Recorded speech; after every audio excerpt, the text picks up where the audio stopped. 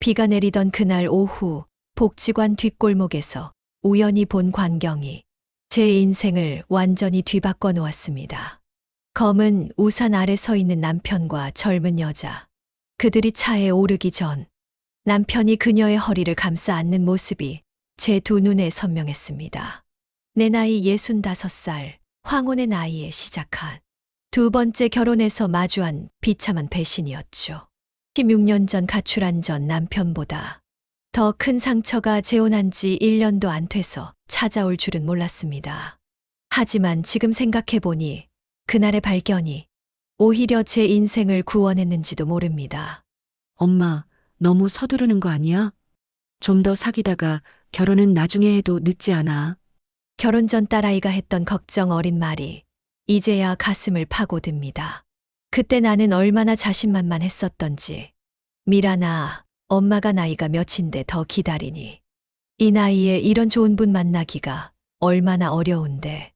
분당 정자동 전통시장에서 30년째 경숙이네 반찬을 운영하며 저는 늘 자부심이 있었습니다. 남편 없이 혼자서도 딸아이를 서울대 나온 디자이너로 키워냈고, 시장에서는 제 반찬 맛을 모르는 사람이 없었습니다. 경숙 씨가 담근 김치는 우리 며느리도 못 따라간다니까.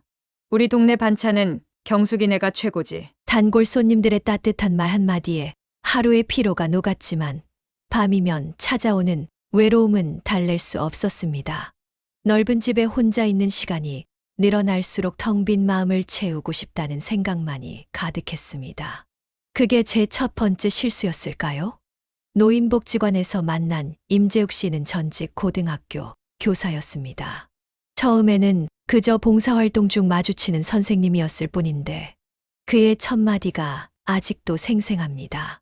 정 선생님, 음식 솜씨가 정말 대단하시네요. 요즘 젊은 사람들은 이런 손맛을 모른다니까요. 이런 분을 이제라도 만났다니 제가 복이 있나 봅니다. 세련된 말투, 점잖은 매너, 거기에 학교 교사 출신이라는 타이틀까지. 완벽해 보이는 겉모습이 때론 가장 위험한 함정이 될 수 있다는 것을 그때는 깨닫지 못했어요. 복지관 봉사팀장님의 말씀이 이제야 가슴을 찌릅니다. 경숙 씨, 사람의 진심은 시간이 지나야 보인다고 하잖아요. 특히 재혼은 더 신중해야 해요. 오늘 저는 제가 겪은 쓰라린 실패를 통해 노년의 재혼을 고민하시는 분들께 꼭 전하고 싶은 이야기가 있습니다. 외로움 때문에 서두른 선택이 우리의 남은 인생을 어떻게 망가뜨릴 수 있는지, 그리고 그 속에서 제가 발견한 진정한 행복의 의미를 말씀드리고 싶습니다. 엄마도 이제 행복하게 살아야지. 딸의 말에 용기를 내어 시작한 새로운 출발. 그때는 생각지도 못했습니다. 그 실패가 오히려 진정한 나를 찾게 해주는 큰 경험이 될 거라는 걸요. 제가 반찬 가게를 시작한 건 16년 전 남편이 사업 실패로 가출한 직후였습니다. 그때 제 나이 49살, 딸 미란이는 고등학교 2학년이었죠. 힘들었지만 제가 가장 자신 있는 일을 시작했습니다. 새벽 3시면 일어나 장을 보고 밤 10시가 넘어서야 가게 문을 닫았습니다. 그렇게 시작한 작은 반찬 가게가 입소문을 타기 시작했죠. 경숙 씨네 반찬은 정말 어머니 손맛이야. 이 동네 이사 온 지 10년 됐는데 경숙이네 반찬 맛은 한 번도 변한 적이 없어. 그렇게 하루하루 지내다 보니 어느새 딸아이는 서울대를 졸업하고 강남의 큰 회사의 디자이너가 되어 있었습니다. 제 인생에서 가장 자랑스러운 순간이었죠. 엄마, 이제 그만 좀 쉬어. 이제 내가 있잖아. 하지만 전 가게를 그만둘 수 없었습니다. 대신 규모를 좀 줄이고 노인복지관 봉사활동을 시작했어요. 그곳에서 재혼 상대인 임재욱 씨를 만나게 되었습니다. 매주 목요일 어르신들께 반찬을 나눠드리는 시간이면 그분의 따뜻한 미소를 만날 수 있었죠. 처음엔 그저 다른 봉사자였을 뿐인데 어르신들을 대하는 모습에서 진심이 느껴졌습니다. 어머님, 얼굴색이 안 좋으신데 저랑 병원에 다녀오시는 게 어떠세요? 할머님, 제가 부축해 드릴게요. 이쪽으로 천천히 가시죠. 어느 날 복지관 뒤뜰 벚꽃나무 아래서 그분이 커피를 건네며 말을 걸어왔습니다. 정 선생님, 혹시 클래식 음악 좋아하세요? 이번 주말에 분당 문화센터에서 작은 음악회가 열리는데 알고 보니 우리는 의외로 비슷한 점이 많았습니다. 클래식 음악을 좋아하고 산책하기를 즐기고 특히 어르신들을 공경하는 마음가짐이 똑같았죠. 임재욱 씨는 7년 전 부인과 사별한 분이었습니다. 아들은 IT 회사 부장이고 딸은 약사라고 했죠. 자녀들 이야기를 할 때면 눈가에 자부심이 가득했습니다. 저는 이제 편안한 동반자를 찾고 싶습니다. 서로의 인생을 이해하고 존중할 수 있는 사람으로요. 봄부터 시작된 우리의 만남은 여름으로 이어졌습니다. 분당 중앙공원을 거닐며 나누는 이야기는 늘 즐거웠고 서로의 일상을 공유하는 것이 자연스러워졌습니다. 선생님, 오늘은 제가 새로 담근 김치를 좀 가져왔어요. 아니, 이런 맛있는 김치를 먹어보다니 오랜만에 정말 행복합니다. 딸 미란이도 처음엔 걱정스러워했지만 임재욱 씨를 만나고 나서는 달라졌습니다. 엄마, 선생님이 엄마를 참 좋은 눈으로 바라보시는 것 같아요. 오랜만에 엄마 얼굴에 웃음꽃이 피네요. 매일 아침 복지관에서 마주치는 그분의 미소가 제 하루를 설레게 했습니다. 이런 감정을 다시 느낄 수 있을 거라고는 생각도 못했는데 인생의 황혼기에 찾아온 달콤한 설렘이었습니다. 봄날의 첫 데이트는 분당 문화센터에서였습니다. 자주 들어보던 클래식 음악이었지만 임재욱 씨의 조용한 해설 덕분에 베토벤의 월광 소나타가 이렇게 아름다운 곡인 줄 처음 알았습니다. 이 부분에서 피아노 소리가 달빛처럼 내리죠? 베토벤이 사랑하는 여인을 그리워하며 쓴 곡이라고 해요.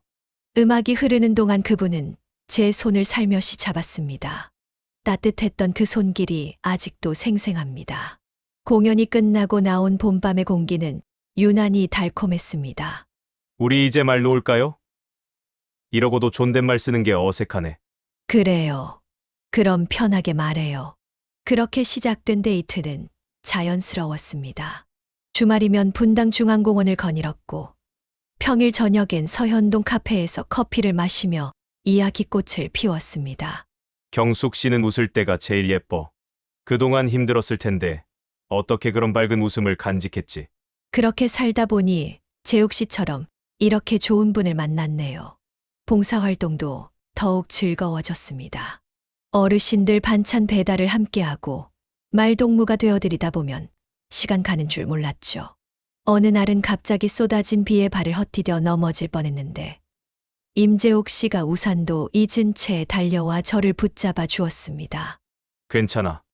어디 다친 데는 없어. 순간 제 안에 있던 차가운 벽이 무너지는 걸 느꼈습니다. 그동안 혼자서 모든 걸 해결하며 살아왔던 제게 누군가의 따뜻한 걱정이 이렇게 좋은 것인 줄 몰랐습니다. 그날 저녁 집에 도착할 때까지 걱정 전화가 왔습니다. 발목은 괜찮아. 혹시 붓진 않았소? 내일 병원에 함께 가보는 게 좋을 것 같은데. 봄이 지나고 여름이 찾아올 무렵 분당 호수공원의 달빛 아래서 임재욱 씨가 조심스레 물었습니다. 경숙 씨, 우리 결혼하면 어떨까? 순간 가슴이 멎는 것 같았습니다. 떨리는 목소리로 그가 이어갔습니다. 난 경숙 씨를 처음 봤을 때부터 알았어. 내가 찾던 사람이라는 걸. 힘들었던 시간을 이겨내고 만든 당신의 미소가 참 예뻤어. 이제는 내가 그 미소를 지켜주고 싶어. 달빛에 비친 그의 눈빛이 진심으로 보였습니다. 하지만 저는 바로 대답할 수 없었죠. 생각할 시간을 주세요. 그래, 천천히 생각해봐. 난 얼마든지 기다릴 수 있어. 그날 밤 집으로 돌아오는 길이 유난히 길게 느껴졌습니다. 가슴 한켠에서는 설렘이, 다른 한켠에서는 두려움이 자리 잡고 있었습니다. 하지만 이상하게도 발걸음은 가벼웠습니다. 어쩌면 저는 이미 답을 알고 있었는지도 모릅니다.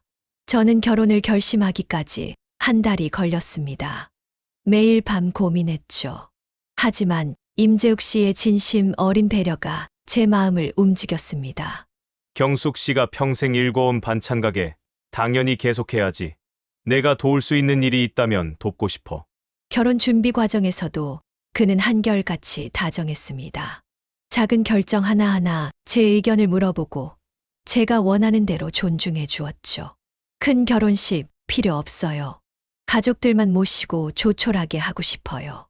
그래, 우리 경숙 씨 뜻대로 합시다. 그동안 고생 많이 했으니 이제부터는 내가 행복하게 해줄게. 하지만 주변의 걱정 어린 목소리가 제 마음 한켠을 불안하게 했습니다. 복지관 봉사팀장님은 어느 날 저를 조용히 불러 말씀하셨죠. 경숙 씨, 임 선생님 전 부인이 돌아가시기 전에 별거했다는 소문이 있더라고요.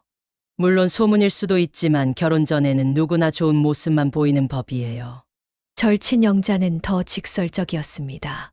언니, 재호는 첫 결혼보다 더 신중해야 돼. 나이 들어 실수하면 남은 인생 다 망가질 수 있어. 내 경우만 봐도 처음엔 다 좋아 보였지. 근데 같이 살다 보니 돈에 집착하고 자기 마음대로만 하려고 하더라고. 이혼하고 나서 내가 얼마나 힘들었는지 언니가 제일 잘 알잖아. 그래도 저는 임재욱 씨는 다를 거라 믿었습니다.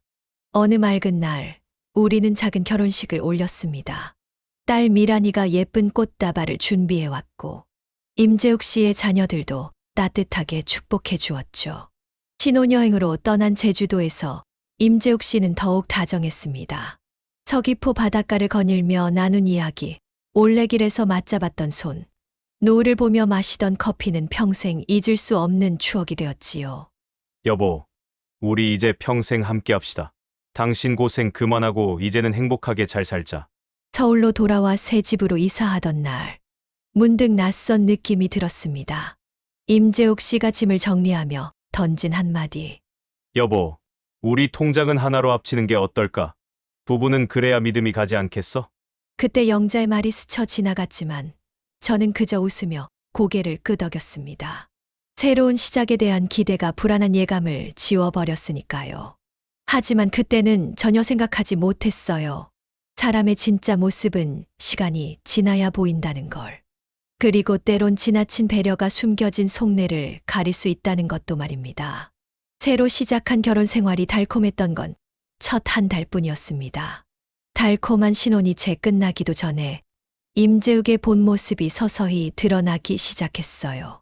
아침 식사 자리, 임재욱은 커피를 마시며 무심히 말을 꺼냈습니다. 여보, 당신 나이가 몇인데 아직도 새벽부터 그 고생을 해. 이제 그만해도 되지 않아? 처음엔 걱정하는 말투였습니다. 제가 새벽에 일어나 장을 보러 가는 걸 안쓰럽게 바라보는 눈빛도 진심 같았죠. 하지만 날이 갈수록 그의 말투는 달라졌습니다. 당신 나이에 무슨 장사야. 내가 있는데 좀 쉬면서 편안하게 살면 안 돼? 20년이 다 되도록 제 전부였던 반찬 가게가 그에게는 어느 순간 막 때려쳐도 될 만한 하찮은 일이 되어버렸습니다. 여보, 나 요즘 장사가 너무 바빠서 좀 힘들어요. 그래서 내가 하지 말라고 했잖아. 당신이 그렇게 고생스럽게 일해서 벌면 얼마나 번다고. 어느 날은 갑자기 통장 관리를 자청했습니다. 여보, 우리 이제 부부인데 돈 관리는 한 사람이 하는 게 낫지 않을까? 교직 생활을 오래 했으니까 내가 하는 게 좋겠지. 순순히 통장을 내어주지 않자 그의 목소리가 점점 높아졌습니다. 당신은 왜 나를 못 믿는 거야? 부부 사이에 이렇게 못 믿어서 되겠어? 결국 통장을 넘기고 난 후 매일 아침 용돈을 타듯 장보기 비용을 받아쓰게 됐습니다. 오늘은 뭐를 이렇게 많이 샀어? 영수증 좀 보자. 어제보다 10만 원이나 더 나갔네. 단골 손님들도 변화를 눈치챘나 봅니다. 경숙 씨, 요즘 얼굴색이 안 좋아 보여요. 무슨 일 있어요? 아니에요. 요즘 좀 바빠 피곤해서 그런가 봐요. 거기에 봉사활동도 눈에 가시였나 봅니다. 매주 복지관은 왜 가? 장사도 제대로 안 되는데 공짜로 반찬이나 나눠주고. 그러니까 돈이 안 모이지. 어느 날 밤 딸 미란이가 전화로 물었습니다. 엄마, 괜찮아? 요즘 통 웃지도 않고 안색이 별로야. 저는 내 선택에 책임지기 위해 스스로를 위로하며 버텨보려 했지만 날이 갈수록 숨이 막혔습니다. 그러던 어느 날 남편이 뜬금없는 제안을 했습니다. 여보, 내가 좋은 투자처를 알아봤어. 지금 당신 가게 보증금 좀 빼면 수익이 괜찮을 것 같아. 빨리 돈 만들어봐. 그때 알았어야 했습니다. 그의 달콤한 말 뒤에 숨겨진 의도를. 하지만 전 이미 제 의지라는 걸 잃어버린 후였죠. 늦은 밤 수상한 전화, 수시로 비워지는 통장 잔고 등 모든 징후가 있었는데도 저는 사랑이란 이름으로 모든 걸 덮어버렸습니다. 정말 안전한 거 맞는 거죠. 그럼 걱정 마. 모두 나와 당신을 위한 거야. 날 좀 믿어보라고. 그렇게 시작된 투자는 제 인생의 두 번째 큰 실수였습니다. 하지만 더 큰 배신이 기다리고 있다는 건 그때는 상상도 못했어요. 투자 이야기가 나온 그날 밤 나는 불안한 마음을 감출 수가 없어 딸 미란이에게 전화를 걸었습니다. 엄마, 투자는 절대 안 돼. 아빠도 사업 투자한다고 그러다가 다 잃고 우릴 떠나버렸잖아. 딸의 말이 채 끝나기도 전에 남편이 방으로 들어왔습니다. 얼버무리며 서둘러 딸과 전화를 끊어야 했어요. 밤새 뒤척이다 새벽녘에야 잠이 들었습니다. 남편의 투자 이야기가 자꾸 걸렸지만 이상한 예감을 확인하고 싶지 않아 며칠을 미뤄왔습니다. 하지만 그날 아침 더는 미룰 수 없었습니다. 은행에 들어서자마자 통장을 확인했습니다. 근데 뭔가 이상했습니다. 매달 15일마다 큰 금액이 빠져나가고 있더라고요. 저기, 이 출금 내역이 어디로 나가는 건지 확인 좀 해주시겠어요? 은행원은 제가 건넨 통장을 받아들고 컴퓨터로 조회했습니다. 네, 말씀하신 출금은 청담동 소재 오피스텔 관리비와 월세로 나가고 있네요. 순간 머릿속이 하얘졌습니다. 200만 원이라니 남편의 월급으로는 절대 감당할 수 없는 금액이었습니다. 혹시 언제부터 이렇게 나간 건지 알 수 있을까요? 4달 전부터 정기적으로 출금되고 있습니다. 떨리는 손으로 거래 내역을 더 자세히 살펴보니 충격적인 기록들이 가득했습니다. 청담동 오피스텔 관리비뿐만 아니라 강남 유흥업소, 백화점, 고급 레스토랑까지 모두 제가 모르는 남편의 이중 생활을 보여주는 증거들이었죠. 은행을 나와 근처 공원 벤치에 앉았습니다. 바람이 차가웠지만 제 마음은 그보다 더 차가웠죠. 떨리는 손으로 복지관 봉사팀장님께 전화를 걸었습니다. 팀장님, 혹시 제 남편이 자주 이야기하던 젊은 여자 봉사자분 어디 사는지 기억나세요? 아, 그분 말씀하시는 거예요? 지금은 청담동에 산다고 들었어요.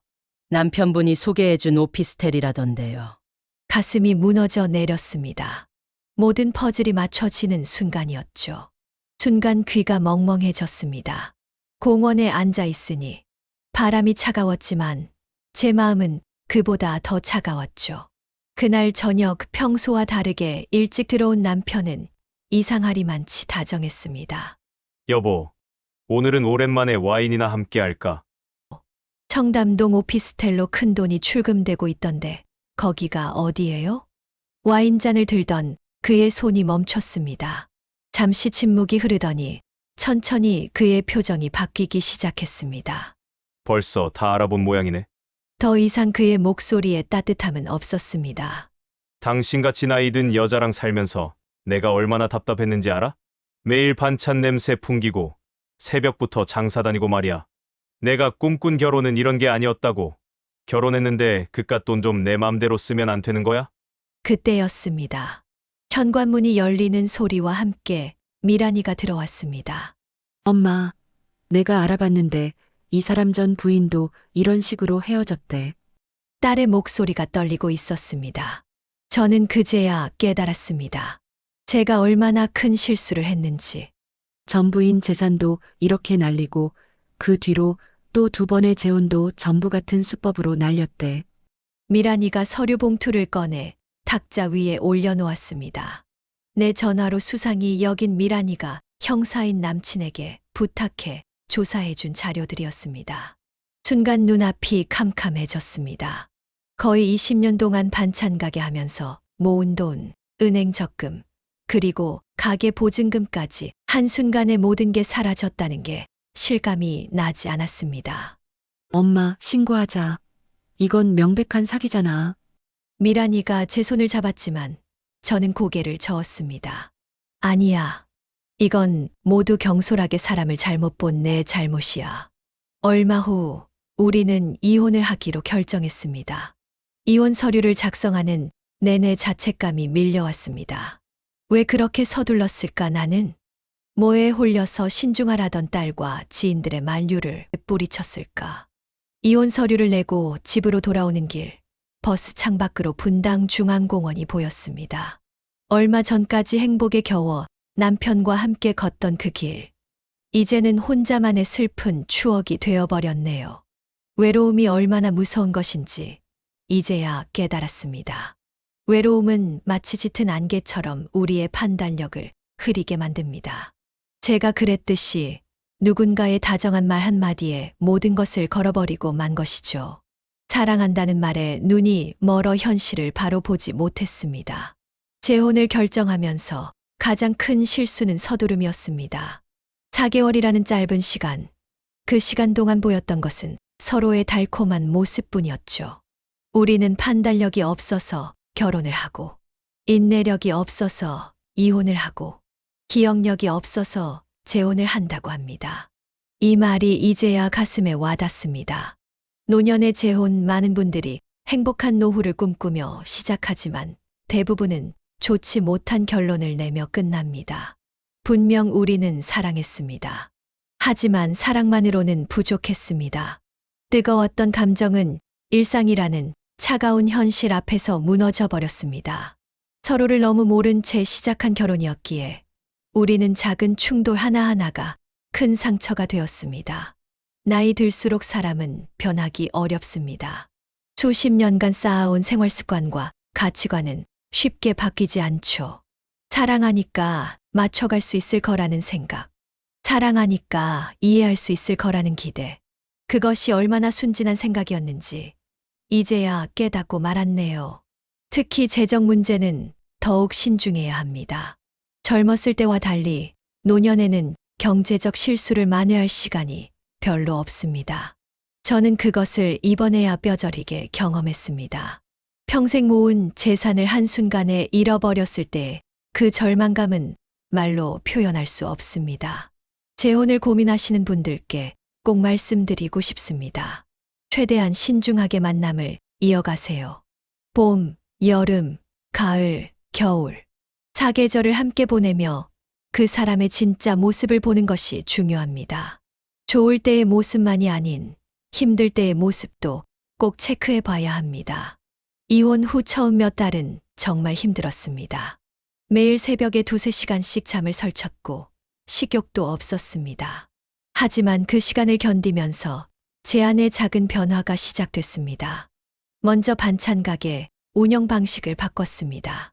새벽 3시 장보기를 5시로 미뤘고 메뉴도 줄였습니다. 대신 제가 자신 있는 반찬 위주로 정성을 더했죠. 놀랍게도 매출은 크게 줄지 않았습니다. 그러다 우연히 시작한 것이 아침 산책입니다. 처음엔 잠이 안 와서 시작했는데 어느새 하루의 즐거움이 되었습니다.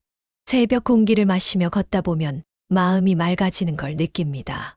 그리고 2달에 한 번씩 여행을 다녀오기로 결심했습니다. 처음엔 당일치기로 가까운 곳만 다녔는데 이제는 혼자서도 1박 2일 여행을 즐길 수 있게 되었죠. 여행지에서 만난 풍경들이 스산한 제 마음을 따뜻하게 치유해주는 느낌입니다. 여전히 이어오는 봉사활동은 이제 제 삶의 큰 부분이 되었습니다. 매주 수요일 복지관에서 반찬을 나눠드리는 일, 한 달에 한 번 독거노인 가정을 방문하는 일. 이런 활동들이 제게 새로운 의미를 가져다 주었습니다. 이제는 알게 되었습니다. 행복은 누군가에게 기대어 찾는 게 아니라는 걸요. 모두 내 안에서 시작되는 거라는 걸 절실히 깨닫게 되었어. 혼자여서 외롭다고 생각하면 큰 실수를 하게 됩니다. 하지만 혼자여도 괜찮다고, 난 자유롭고 충분히 행복하다고 생각하면 그때부터 새로운 인생이 시작됩니다. 내일은 등산 모임이 있고 모레는 독서 모임이 있습니다. 주말엔 딸아이와 함께 가기로 한 멋진 카페도 갈 겁니다. 제 메모장은 이제 제가 하고 싶은 일들로 가득 차 있습니다. 노년의 삶이 결코 외롭지만은 않습니다. 오히려 이제야 진정한 자유를 느낍니다. 스스로 선택하고 스스로 책임지고 스스로의 삶을 진정으로 사랑하는 법을 배웠기 때문입니다. 인생의 황혼기가 우리 삶의 가장 빛나는 순간이 될 수 있다는 것을 이제는 확실히 깨닫게 되었습니다. 작은 깨달음이 하나둘 모이면 어느새 인생이 술술 풀리는 놀라운 변화가 시작됩니다. 우리가 나눈 이야기가 여러분의 삶을 더 부드럽고 풍요롭게 만드는 작은 지혜가 되길 바랍니다. 구독과 좋아요, 알림 설정을 통해 앞으로도 값지고 의미 있는 이야기들을 함께 나눠주세요. 그리고 이 지혜가 꼭 필요한 소중한 분들에게도 잊지 말고 공유해주세요. 끝까지 시청해주셔서 감사합니다. 다음에 더 좋은 이야기로 찾아뵙겠습니다.